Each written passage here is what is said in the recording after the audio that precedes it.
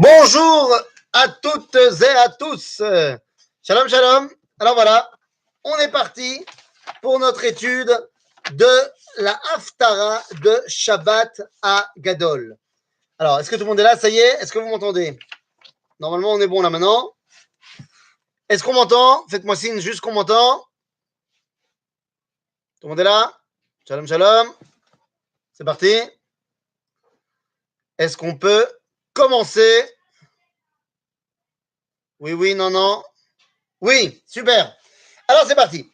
Donc, on est lancé pour notre étude donc de la Haftara de Shabbat Agadol. Mais avant de rentrer dans la Haftara, à proprement parler de Shabbat Agadol, eh bien, il faut se poser la question, pourquoi est-ce que ce Shabbat s'appelle Shabbat Agadol? Eh oui, est-ce qu'il y a des gens qui ont des avis? Alors, comme on est par écran interposé, ça va être un peu compliqué. Donc, je vais vous donner tout d'abord les avis principaux. Pourquoi est-ce que ce Shabbat s'appelle Shabbat Agadol? Alors, on va commencer par, on va dire, l'avis le plus rabbinique de l'histoire, qui est amené au nom de plusieurs rabbanim, mais des rabbanim assez anciens, assez récents, c'est de dire que ce Shabbat s'appelle Shabbat Agadol parce que c'est à ce moment-là que Agadol Sheba Kahal, que le rabbin, eh bien, va faire son discours. Voilà, avant Shabbat Agadol, le rabbin fait un Dvar Torah énorme d'une heure sur les lois de Pessah, tout ça. Donc, on a appelé Shabbat Hagadol, Shalagadol, Shalakal. Mais il y a plein d'autres raisons qui semblent être beaucoup plus profondes. La première raison, c'est la raison qui nous intéresse aujourd'hui, c'est que dans ce Shabbat-là, on va lire la Haftara de Malachi, dans lequel, dans l'avant-dernier verset, on nous dit Anochi sholach lachem et Eliyahu Navi, lifne bo yom Hashem agadol ve'anora. Il semblerait que ce soit de cela qu'il s'agit. Mais tout de suite, ça pose une vraie question. Alors quoi? Parce qu'il y a marqué Gadol dans la paracha, alors ça s'appelle Shabbat Agadol. Je te laisse de côté parce qu'évidemment, vous comprenez bien que c'est ça qui va nous intéresser. On va revenir à la Haftara, évidemment. Mais pour les autres explications qui sont les plus, on va dire, les plus fortes, dans le Tour, nous raconte qu'on appelle ça Shabbat Agadol, tout simplement parce que c'est le Shabbat dans lequel il y a eu le miracle. C'est le Shabbat juste avant la sortie d'Égypte où on a mis le mouton au pied du lit pour préparer le Korban Pessah et que les Égyptiens ont vu faire et qu'ils n'ont rien fait. Zahanet Agadol, de Shabbat Agadol de avant la sortie d'Égypte. Nous avons également le Sefer Abu Daram de Rabbi David Abu Daram qui nous dit que c'est Shabbat Agadol parce que c'est là où on a reçu en tant que peuple la première mitzvah, à savoir de mettre justement ce mouton au pied du lit. Or, c'est la première fois que le peuple juif a reçu une mitzvah, et donc on peut dire que le peuple juif est devenu Gadol, bar mitzvah. Donc c'est le Shabbat Hagadol parce qu'on est devenu Gadol. Tov, kol ze yafé, meod meod. Il semblerait également que ce soit le Shabbat Hagadol, mais qui ne fasse pas référence à la sortie d'Égypte, mais au contraire à l'entrée des Béné Israël en Israël, car le jour où, d'après certaines explications, on est rentré, enfin, pas certaines explications, d'après la Torah, Va'am alou min Yarden ba'asor la chodesh harishon, il y a marqué dans le livre de Yehoshua, et donc c'est le jour où on est rentré en terre d'Israël. Pour toutes ces raisons, eh bien ce Shabbat s'appelle Shabbat Hagadol. Que ce soit l'explication du Shibboleh Aleket qui dit que c'est le rabbin qui donne le cours et que c'est le Gadol, on entend. Que ce soit l'explication qui nous dit qu'on est rentré en Israël, c'est Ayom Hagadol, on comprend. Que ce soit l'explication que c'est à cause de la sortie d'Égypte, qu'à l'époque c'était le Shabbat qui précédait la sortie d'Égypte, on a mis le mouton, on comprend. Qu'on entende encore une fois ce drouche, qu'il s'agit du moment où on est devenu Gdolim, Bar Mitzvah, j'entends aussi. Mais de dire que parce que dans l'avant-dernier verset de la Haftara, l'avant-dernier mot de cet avant-dernier verset, c'est Gadol, donc on a appelé ce Shabbat Shabbat Agadol, compliqué. Compliqué, évidemment. On a un Shabbat qui s'appelle Shabbat Chazon ou Shabbat Nachamu. Mais là, en l'occurrence, c'est parce que c'est le premier mot de la Haftara. Chazon, Ishayahu. Oh, Nachamu, Nachamu, Ami. בסדר. Aval ici, il ne s'agit pas du premier mot de la Haftara, sinon on aurait dû appeler cette Haftara, ce Shabbat sera Shabbat ve'arva, car oui, c'est de cela qu'on parle. Et venez, on rentre dans le vif du sujet avec l'étude de cette Haftara. On va revenir à la fin du cours à pourquoi est-ce qu'on a gardé cette appellation-là. Je vous invite maintenant à prendre le texte de la Haftara de Shabbat Agadol. Nous sommes dans Malachi. Malachi, chapitre 3.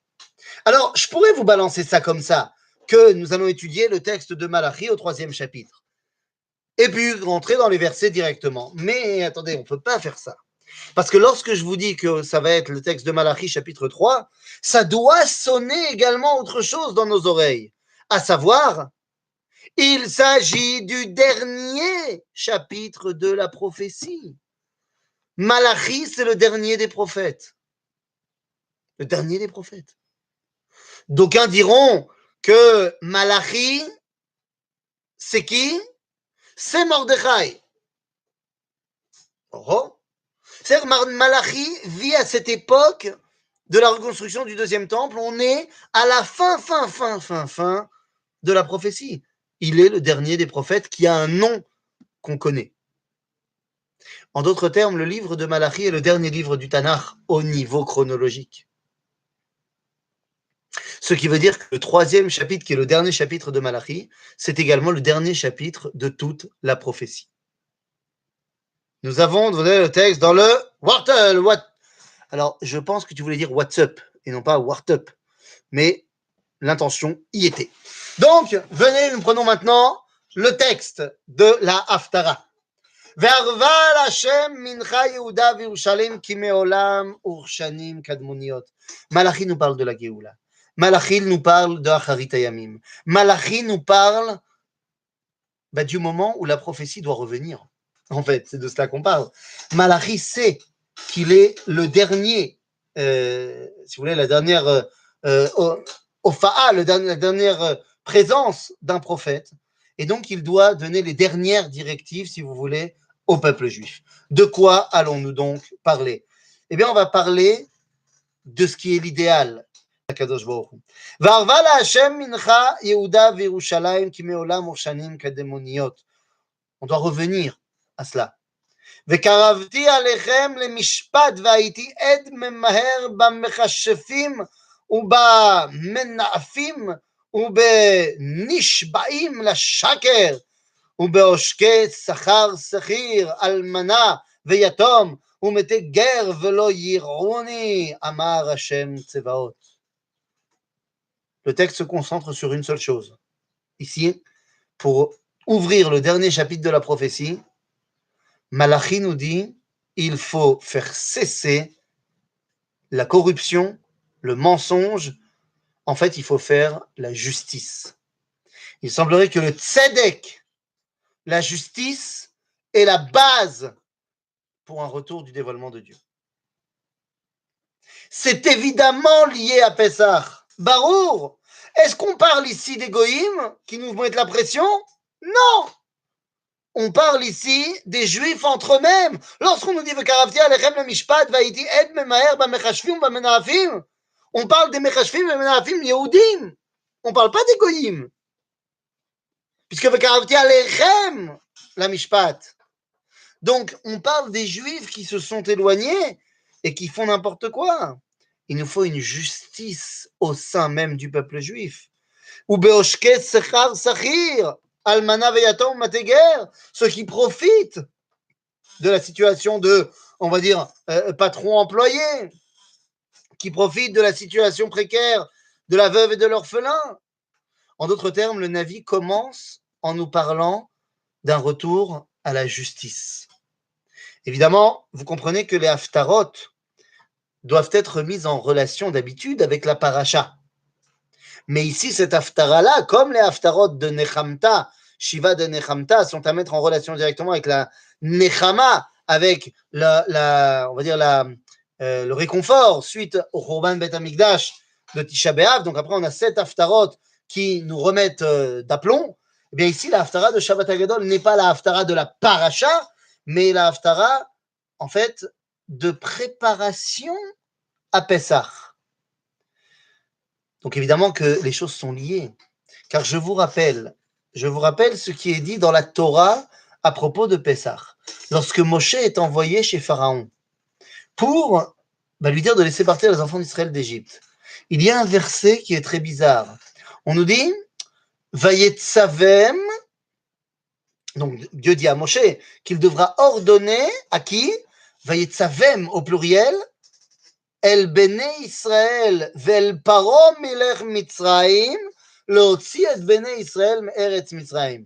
Que Moshe doit ordonner aux enfants d'Israël et à Pharaon de faire sortir les Bnei Israël d'Égypte.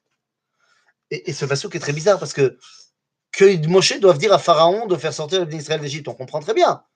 Mais pourquoi il doit dire au Béné Israël, pas de sortir, et là de faire sortir? Qu'est-ce que c'est que ça?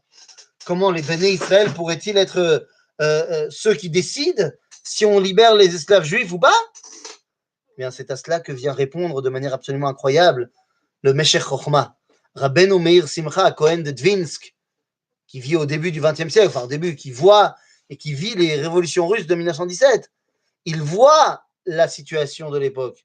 Et il dit, un commentaire extraordinaire, il dit, eh oui, bien sûr que l'ordre est donné aux enfants d'Israël, à Pharaon c'est évident, mais aux enfants d'Israël également, car il y avait, nous dit le Meshech Chochma, parmi les enfants d'Israël, certains qui avaient rendu en esclavage leurs frères. Le Meshech Chochma dira même jusqu'à dire qu'il s'agit des tribus de Réhouven, Shimon et Lévi, qui esclavageaient les autres tribus. Oh, un esclavagisme beaucoup moins dur que celui des Égyptiens, mais esclavagisme quand même. Le Meshech Chochma nous dit Itachen ki gam az, car gam à l'époque, à son époque, tu m'étonnes, tout celui qui a lu Germinal, eh bien, sait à quel point le patron qui esclavagise son employé, on s'en fiche qu'il s'appelle employé ou patron. Il peut y avoir ici une relation véritable de Adon ve'Eved. Résultat des courses, à Pessah, tsarich lishloach et ha'avadim. C'est pour ça que dans la halacha, vous allez me dire aujourd'hui on n'a plus de havadim. Oui, c'est vrai, mais d'après la halacha, nous avons le devoir, lorsqu'on va donner kimcha de pisra, lorsqu'on va donner de quoi faire Pessah à un pauvre, eh bien on se devra de lui donner un coussin. Bon, ça veut dire quoi? C'est-à-dire qu'on doit faire en sorte que le pauvre ait de quoi se sentir comme un homme libre. C'est-à-dire qu'il a une situation. Je dois, moi, être attentif à la situation de mon prochain. Car s'il n'y a que moi qui suis pépère, il y a un problème. C'est Am Israël qui doit sortir d'Égypte, qui doit se sentir libre, pas seulement la haute société d'Israël. Et donc le prophète Malachi commence son dernier chapitre, ce chapitre qu'on va lire avant Pessah, pour dire, Rabotai, il faut ramener un semblant de justice. Ki ani Hashem lo shaniti, ve'atem bnei Yaakov lechilitem. Ani Hashem lo shaniti, Rabotai. C'est quoi lo shaniti? Je n'ai pas changé dans le sens où je réalise les promesses. C'est quoi la promesse? C'est que Atem lokilitem. C'est que ma promesse, c'est que vous ne disparaissiez pas. Vous avez survécu à l'exil de Babylone à l'époque de Malachi, mais il est vrai également à notre époque que ça y est, nous avons survécu à l'exil de 2000 ans. Ani lo shaniti, j'ai promis à Abraham, Yitzhak et Yaakov que je vous ramènerai. Eh bien, je vous ai ramené. La preuve en est que je suis en train d'enregistrer cette vidéo en live devant vous, ici à Jérusalem. Qui l'eût cru? Mais qui l'eût cru? Je pose la question, qui l'eût cru il y a 150 ans qu'on aurait pu être tous confinés, mais à Jérusalem? C'est extraordinaire. C'est extraordinaire. Malgré le confinement, il faut se rendre compte que nous avons la chance d'être confinés à Jérusalem. Alors, pas tout le monde, mais Vanoshiniti. Bien sûr. Vatem localitem. למימי אבותיכם סרתם מחוקי, ולא שמרתם, שובו אליי, ואשובה אליכם, אמר השם צבאות, ואמרתם, במה נשוב? Le Navi dit, La même façon, Kadosh Baruch Hu, il nous dit, j'ai pas changé, vous n'avez pas changé. Non, non, non. Vous n'avez pas changé, vous faites aussi les mêmes bêtises qu'à l'époque. C'est une autre raison de pourquoi ça s'appelle Shabbat Agadol. Shabbat Agadol, comme on a dit, parce qu'on mettait le mouton au pied du lit. On a dit c'est Agadol parce que mitzvah, tout ça. Mais n'oubliez pas que le bélier a expliqué hier, je ne sais pas si vous avez vu, hier a expliqué le Rav Yoel Ben Arosh par rapport au Korban Pesach, par rapport au bélier que nous sacrifions pour le Korban Pesach. Il ne s'agit pas simplement du sacrifice du bélier, mais le bélier, c'était le premier des signes du zodiaque, le premier des mois de l'année, c'est-à-dire le dieu principal de notre perception du temps.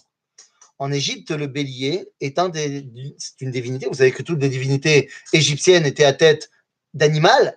Le bélier est l'une des divinités principales de l'Égypte. Donc, le fait de mettre notre mouton au lit, c'est pas seulement de faire ce que Dieu nous a dit, mais c'est de prendre fait et cause pour le monothéisme contre l'idolâtrie. La Avodah Zara est appelée dans la Torah Chet Gadol. Donc, puisqu'on est Metaken Chet Gadol, alors ça s'appelle Shabbat Agadol. Qu'est-ce que ça veut dire? Ben, nous dit ici à Kadosh Baruch Hu, vous êtes rapidement éloigné de ce que je vous ai dit, comme vos ancêtres en Égypte. Donc, Shuva Elai, va Shuva Elechem. Le problème, c'est que Dieu nous dit revenez, comme ça je pourrais revenir vers vous aussi. Faites le premier pas. Et là, Misraël, il dit Aval Bamen Ashuv. Bamen Ashuv. Comment est-ce qu'on fait? Et ça, c'est une question tellement fondamentale. Comment on fait? Comment on fait? Mais c'est le propre de Pessah, de se poser la question, mais comment on fait pour la chouve? Toute la soirée de Pessah, on a dit, la Haftara de Shabbat Agadol, elle est en préparation à Pessah, Rabotai. Toute la question du Manishtana, toute la question de tout le Seder, c'est Er Yotzim Minagalut. Er Osim. Alors il y a plein de tipim qui sont donnés pendant le soir du Seder. Pendant le Manishtana, on fait ça. Er Osim. Bamen Nashuv. Pourquoi je dis que Nashuv, ça veut dire la Géoula? Pourquoi est-ce que je ne parle pas simplement de faire Shabbat pour celui qui ne fait pas Shabbat? N'est-ce pas ici la tchouva dont Dieu parle lorsqu'il dit Shuva Elai? Vadaï Shelo. Attention, c'est très bien de faire Shabbat, c'est pas de problème. Très très bien de faire Shabbat. Mais Shuva Elai, d'après la Torah, lorsqu'on parle de Parashat Teshuvah dans la Torah, dans la Parashat de Nitzavim, dans le livre de Devarim, eh bien pour la Torah, pour Dieu, la Géoula s'apparente à quoi? S'apparente à, vous savez pas? Veshav Hashem, Veshav Vekibetzra Mikol Ha'amim. Hatshuva Agedola, זה החזרה לארץ. התשובה הגדולה, la grande תשובה, שובה אליי, c'est revenir ici. והשובה אליכם. Revenez à la maison pour que je puisse revenir me dévoiler à vous. Il n'y a pas de dévoilement de Dieu en Chutz La'aretz. Donc venez à la maison pour que je puisse me dévoiler à vous. אמרתם, במה נשוב? במה נשוב? איך עושים? הנה, איך עושים? הנה. היקבע אדם אלוהים כי אתם קובעים אותי, סליחה, ואמרתם במה קבענוך המעשר והתרומה. Dit le peuple juif, mais comment je fais pour revenir vers toi? Comment je fais pour l'ikboa maaser vetrouma? Qu'est-ce que ça veut dire? C'est des kodim. Alors oui, il y a le sens littéral du texte. C'est-à-dire, comment est-ce qu'on fait pour bien faire les mitzvot atliot baaretz, trumot, maasrot? Si vous ne voyez pas les kodim, alors je vais vous les aider à les voir. Trumat ou Maatzrot, c'est mitzvot atliot baaretz. Nous sommes Malachi, c'est la génération de ceux qui ont fait le premier pas, qui sont revenus. Donc à eux, il leur dit maintenant, ça y est, vous êtes rentrés, yalla, Trumat ou Maatzrot. Pourquoi? Qu'est-ce que ça veut dire Trumat ou Maatzrot? C'est ça une histoire de fruits et de blé? Pas du tout. Quand tu fais la Trouma, viens, on dit qu'est-ce que ça veut dire faire Trouma. Je ne sais pas si on a l'habitude tellement de faire Troumot ou Maasrot, on n'est pas des agriculteurs, mais qu'est-ce que ça veut dire? Bah, très simplement, j'ai un champ avec des pommiers et j'ai récolté plein de pommes, plein de pommes. Et j'ai donc maintenant des cuves entières de pommes. Qu'est-ce que je fais pour faire Trumot U'Maasrot? Ben, je commence à compter. Je prends mes pommes et je fais 1, 2, 3, 4, 5, 6, 7, 8, 9, Kadosh. Trumot U'Maasrot, c'est dévoiler la Kedusha qu'il y a dans ce monde. Et c'est exactement cela dont Dieu parle quand il dit, comme ça je peux revenir vers vous, me dévoiler à vous.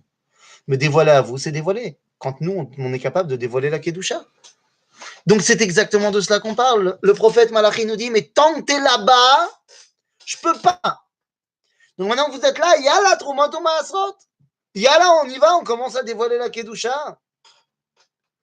C'est-à-dire que s'il n'y a pas de justice, s'il n'y a pas de sentiment, donc ce qu'on a dit, c'est la première étape, également à Pessah, de faire en sorte que c'est pas que moi qui sors d'Égypte, mais c'est également ceux qui ont moins que moi. Et lorsque on a fait en sorte que tout le monde est prêt à sortir d'Égypte, ben yalla, sortons d'Égypte, sortons de l'exil. Et comme ça, on va pouvoir commencer à donner Trumot U'Maasrot. במארה, סליחה, אתם נערים ואותי אתם קובעים הגוי כולו. הביאו את כל המעשר אל בית האוצר ויהי טרף בביתי ובחנותי. נא בזאת, אמר השם צבאות, אם לא אפתח לכם את ארובות השמיים והריקותי לכם ברכה עד בלידי.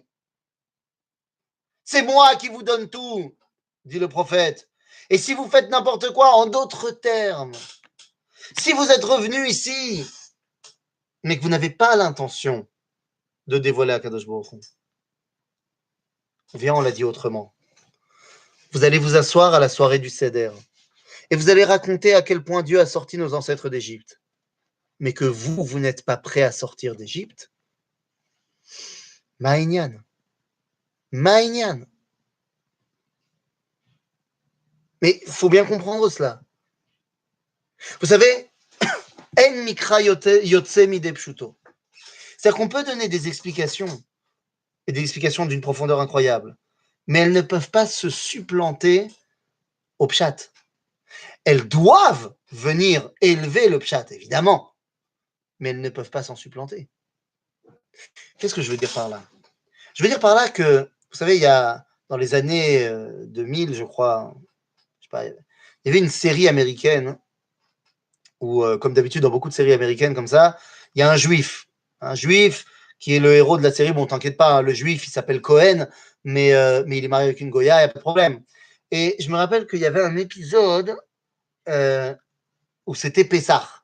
Genre, il était en stress complet parce que sa mère, la juive polonaise qui habite à New York, elle vient chez lui faire le seder en Californie, je sais pas quoi, et il est en stress parce que, bon, elle n'est pas du tout religieuse, sa mère non plus, mais comme elle parle yiddish, alors elle a les traditions, et donc il sait qu'on n'a pas le droit de manger de pain, et tout ça. Donc pendant tout l'épisode, il essaie de chercher des morceaux de pain pour les sortir, les brioches, machin.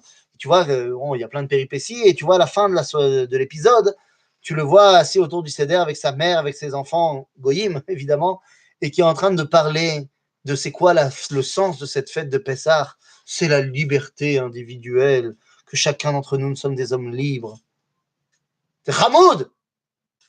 Aval! Kol arel lo yochal bo!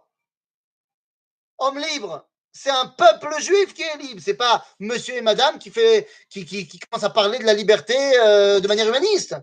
C'est très bien que chacun soit libre, mais à Pessah, c'est pas ça qu'on fête. À Pessah, on cherche à retrouver la liberté de la notion nationale du peuple juif.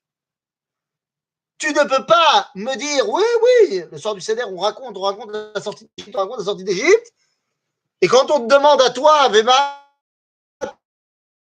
c'est davar. Shum davar. Quoi, shum davar? Ma pitom, ani osé de filote, ani osé, je fais Shabbat, très bien, machin. Je comprends pas. Le Mashiach est toujours pas là, pourtant j'ai fait Shabbat. Mais ça fait Shabbat, c'est très bien. Et je répète, c'est très bien de faire Shabbat, très bien de faire la tefila, très bien de faire les mitzvot. Akol beseder. Mais on te parle ici de la Géoula. On te parle de faire Pessah, on te parle de sortir d'Égypte. Donc c'est très bien de faire Shabbat, mais pas Shabbat en Égypte. Crie, c'est très bien de faire les mitzvot. Mais pourquoi à Paris? Pourquoi à New York? Tu vas me dire pendant la sortie du Leil HaSeder qu'on sort d'Égypte, que les 4/5 qui ne sont pas sortis d'Égypte, peut-être qu'ils faisaient Shabbat aussi, mais ils ont décidé de rester en Égypte. Et ils sont complètement perdus pour l'histoire juive. Donc nous dit Akadosh Baruch Hu, il est temps de faire quelque chose. Il est temps de prendre sa destinée en main. Et donc continue la Haftara et nous dit וישרו אתכם כל הגויים כי תהיו אתם ארץ חפץ אמר השם צבאות חזקו עליי דבריכם אמר השם סליחה וגרתי לכם באוכל ולהשחית לכם את פרי האדמה ולא תסכל לכם הגפן בשדה אמר השם צבאות. Moi je vais faire mon rôle, nous dit Dieu, moi je le fais. Je vous donne la parnassa. C'est-à-dire que je vous donne tout ce qu'il faut pour que ça marche. Maintenant, à vous de bosser. À vous de bosser, les gars. Vous allez devenir un repère pour toutes les nations. Psst. Toute ressemblance avec un cas actuel serait purement volontaire, là, pour le coup. Et alors, on continue. Chasku alay divrechem, amar Hashem, ve'amartem, ma nidbarnu alecha. אמרתם שב עבוד אלוהים ומה בצע כי שמרנו משמרתו וכי הלכנו כדורנית מפני השם צבאות. À quoi ça sert qu'on fasse tout ça? Nous ne sommes pas véritablement en osmose, en phase, si je puis dire, avec Akadosh Baruch Hu. ואתה, אנחנו מאשרים זדים. גם נבנו, עושה רשעה, גם בחנו אלוהים וימלטו. אז נדברו יראי השם, איש אל רעהו, ויקשב השם, ויכתב ספר זיכרון לפניו, ליראי השם ולחושבי שמו. Il y a une prise de conscience du peuple juif. Az yidberu yirei Hashem. Il y a des voix qui se lèvent et qui déchirent le silence, ou alors non, pas le silence, mais qui déchirent toutes ces Instagram et Facebook et autres Twitter qui disent n'importe quoi à longueur de journée. Aujourd'hui, on ne peut pas dire il y a des voix qui s'élèvent et il n'y a pas de problème. Mais elles disent n'importe quoi. On est submergé de voix qui disent n'importe quoi. Ah, yidberu, nidberu yirei Hashem. Et ils viendront dire quelque chose. אז נדברו ירא השם, איש אל רעהו ויקשב השם וישמע, ויכתב בספר זיכרון לפניו ליראי השם ולחושבי שמו. והיו לי, אמר השם צבאות, ליום אשר אני עושה סגולה וחמלתי עליהם, כאשר יחמול איש על בנו העובד אותו. ואני אעשה סגולה. Dieu dit qu'il va entendre cette parole de Yireh Hashem. Yireh Hashem, c'est Am Israël. Yireh Hashem, c'est Am Israël qui décide de redevenir Am Israël. À ce moment-là, Kadosh Baruch Hu nous dit Ani achmol vani ase segula. Mazé segula, ça nous rappelle évidemment, pas les segoulottes de nos grands-mères, ça nous rappelle la première fois où on parle de segula dans la Torah. Otsar chaviv. Segula, c'est j'ai pris un peu de tout chez tout le monde, j'ai mis dans un mixeur, est-ce que ça m'a sorti? Un Yehudi, un juif. Enfin, non, excusez-moi, un Israël. En fait, vous connaissez les blagues. Tu sais, les blagues, tu mets il y a un Français, un Belge, un Italien sur un bateau. Toutes les blagues comme ça, avec toutes les nationalités possibles. Si tu mets tous les trucs ensemble et que tu mixes, ça te sort un Ben Israël. C'est-à-dire que Am Israël n'a pas de couleur propre. Am Israël est une arkava de tout ce qui est dans tout le monde entier. Nous avons pour rôle de continuer l'âme de Adam Arishon. C'est pour ça que le livre de Cheskel nous dira Atem kruim Adam ven umota olam kruim Adam. C'est-à-dire que nous sommes la succession de l'identité de Adam, Arishon. Alors que les Goïms sont une partie de l'identité de Adam. Très importante d'ailleurs cette partie.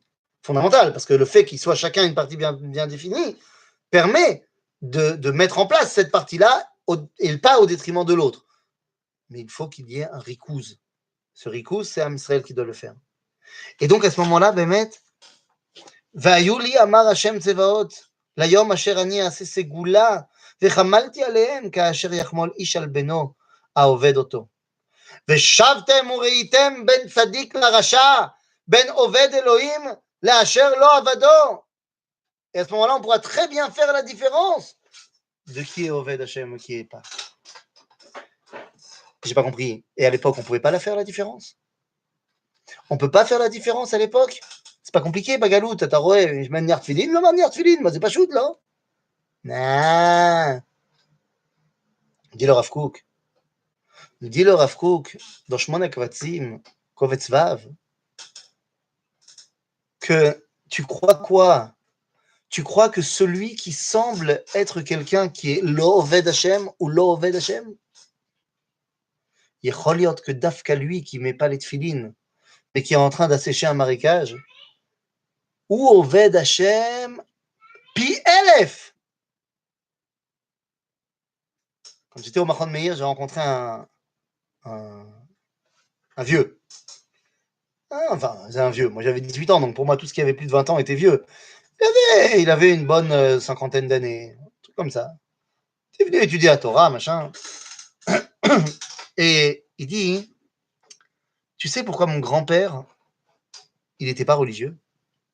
Je dis, non, il n'a pas dit ça à moi, on était en cours, il a dit ça en cours. Il sait pourquoi mon grand-père n'était pas religieux? Il dit ça au Rav Cherki. Il dit, non. Il dit, parce que quand mon grand-père il est arrivé en Israël, il était chaloutz, il voulait construire ce pays.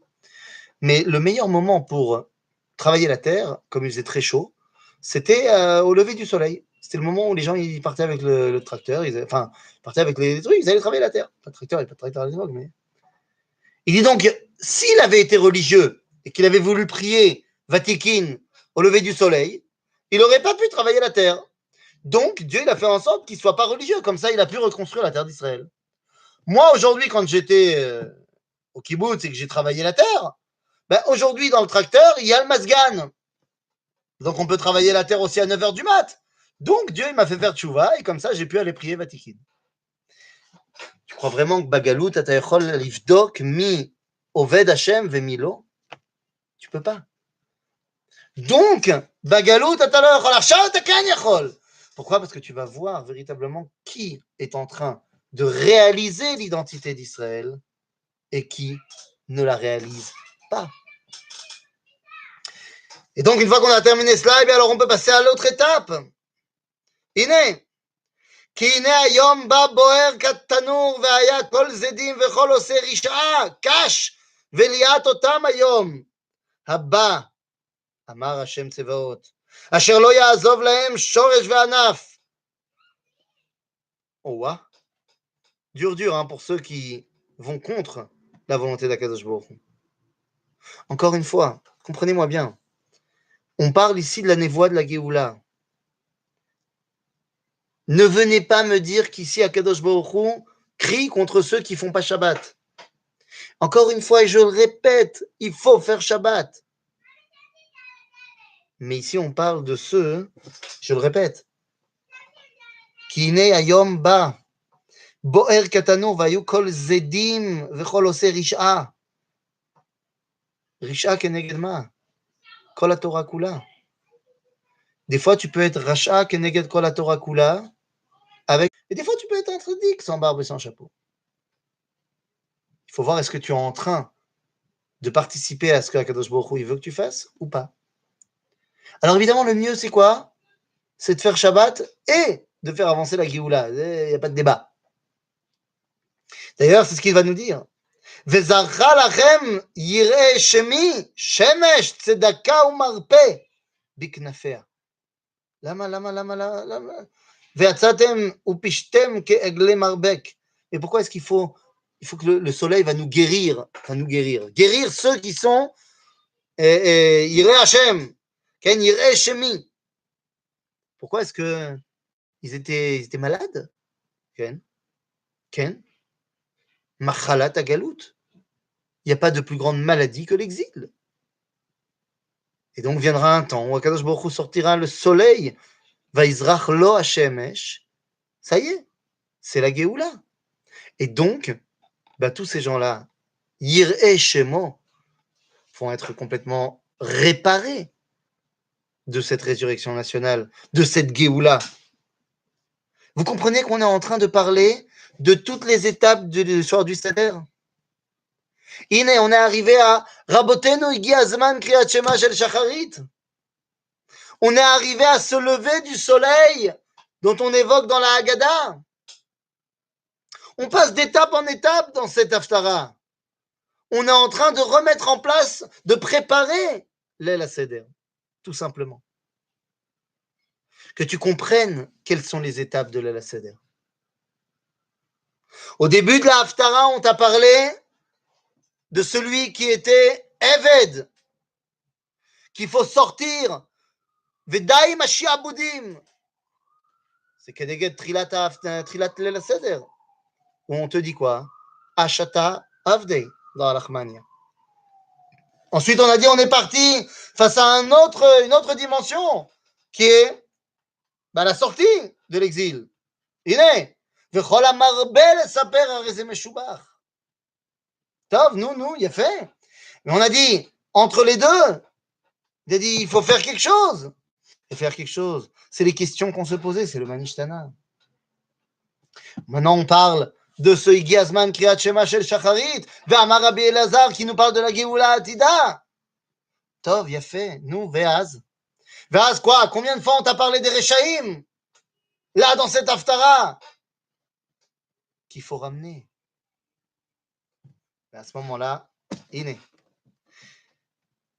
Ve'asotem Rechaïm ki yu efer tachat kapot raglechem.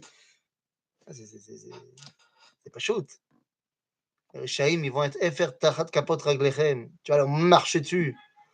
Quoi, c'est pas à mettre en relation. Bayom asher ani oseh amar Hashem tsevaot. Et une fois qu'on a dit ça, alors on peut rappeler une chose. Zichru Torat Moshe Avdi, Asher tziviti oto bechorev al kol Israël chukim u'mishpatim. Zichru Torat Moshe. Lorsqu'on sort d'exil, on est en train de parler de la résurrection de la Géoula. Pendant tout le texte de cette Haftara, tout ce dernier chapitre de Malachi, on nous parle de ces étapes de la Géoula. Malachi fait un break. Il fait un break de quoi? Un break qui nous dit, ok, pour arriver à ça, pendant toute la période de l'exil, Zichru Torat Moshe. Ça n'aurait pas suffi qu'il nous dise Zichru et ta Torah. Nous savons bien que la Torah, elle vient de Moshe. Qu'est-ce qu'il nous rajoute en nous disant Zichru Torat Moshe Dafka? Il y en a deux. Il y en a deux des Torot. Il n'y a pas qu'une Torah, il y en a deux. Yesh Torat Moshe et Yesh Torat Aaron. À la Midrashet Manitou, on a déjà expliqué la différence entre Torat Moshe, qu'on avait appelé à l'époque le moshisme, face à la Torat Aaron, le aaronisme. La grande différence entre les deux, c'est que pour Moshe, il n'y a pas de pragmatisme. Moshe est parfait. Moshe, c'est Torah face à pas Torah. Moshe, c'est mitzvah ou avera. Alors que Aaron, il y a chez Aaron une dimension qui permet de descendre avec le fauteur pour le faire sortir de la faute. C'est ce qu'il va faire, ce qu'il va essayer de faire avec le veau d'or. Aaron accepte de faire une erreur pour les préserver de plein d'autres. Ça, c'est la prérogative du prophète. La prophétie, elle a le droit de faire ce que les rabbins n'ont pas le droit de faire. La prophétie a le droit, pour un temps, temporairement, d'annuler une mitzvah, de transgresser une avéra pour ramener les gens à Kadosh Baruch Hu. Les rabbins n'ont pas le droit de faire ça. L'exemple le plus courant de la prophétie, c'est lorsqu'Eliyahu, un avis, sur le mont Carmel, va faire la battle de sacrifice entre lui et les prêtres de Baal. Et finalement, le feu va descendre pour le sacrifice d'Eliyahu. Et tout le monde va dire Hachem ou Elohim. Pourquoi c'est terrible? Parce que c'était une avéra de faire cela. Il n'avait pas le droit de faire un sacrifice à l'extérieur du Beth Amikdash. C'est Issur Karet.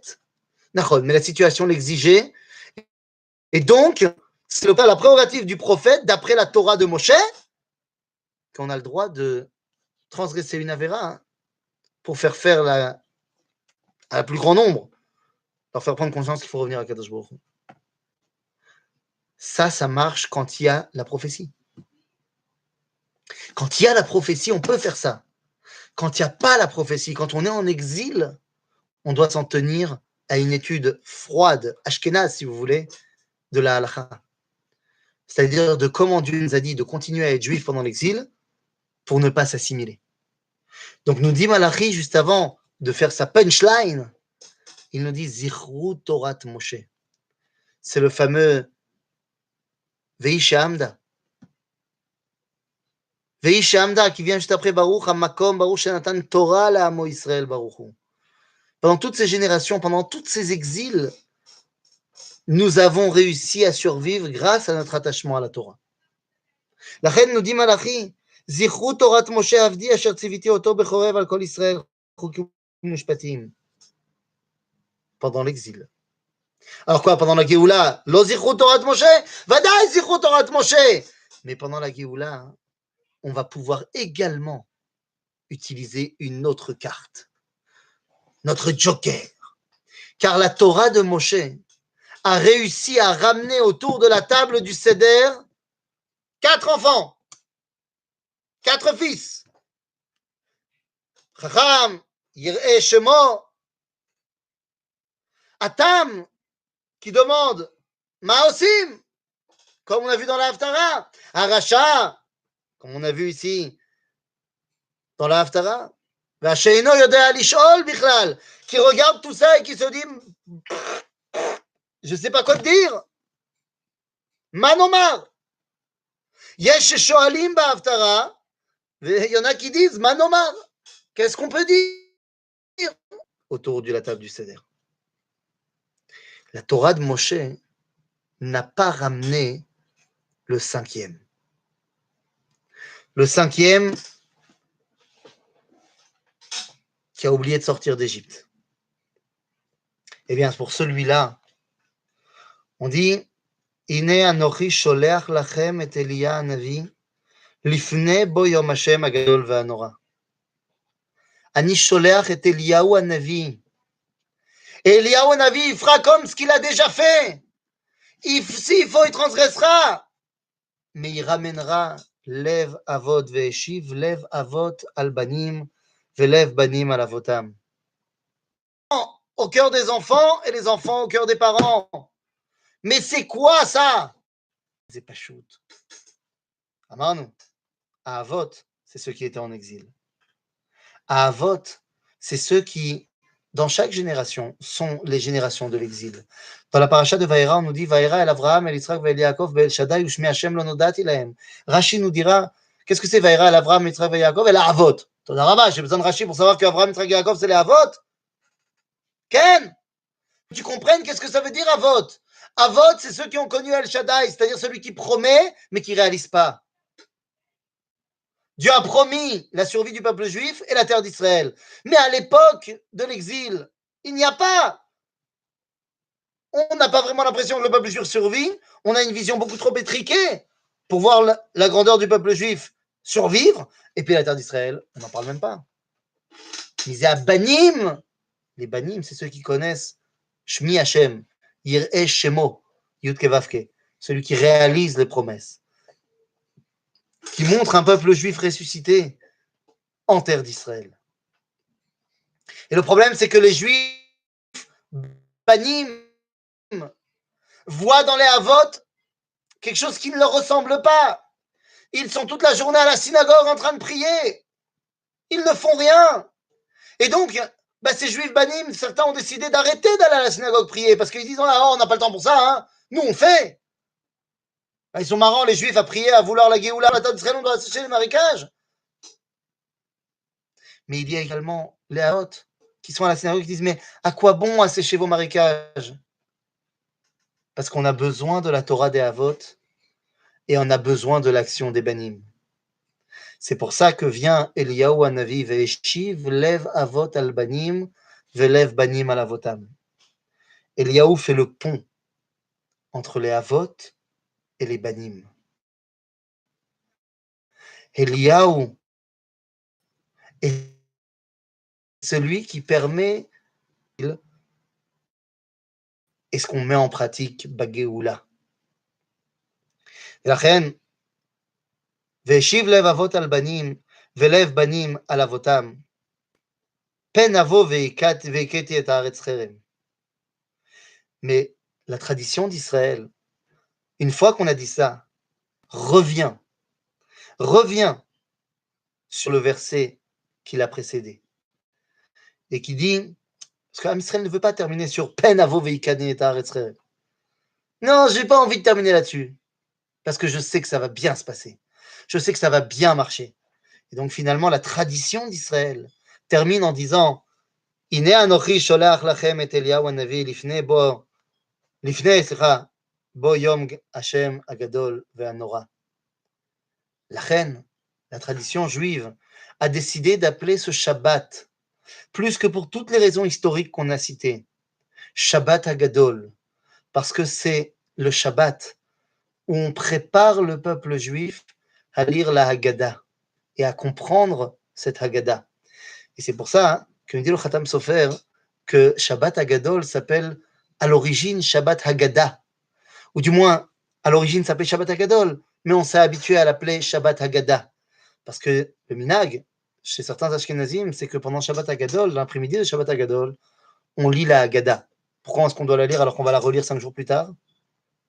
Parce que là, on l'apprend. On l'apprend à Shabbat Hagadol pour la vivre Beyom HaHaggadah. Chez Matzah ou Maror ou Bezrat Hashem, Korban, Munachim, Lefanecha. Sheyeh lekulanu, Shabbat Hagadol, Sameach, et Chag Sameach, même si on se revoit dimanche avant la fête. Donc on ne va pas se souhaiter encore Chag Sameach, mais on va se souhaiter un Shabbat Hagadol Sameach à tout le monde.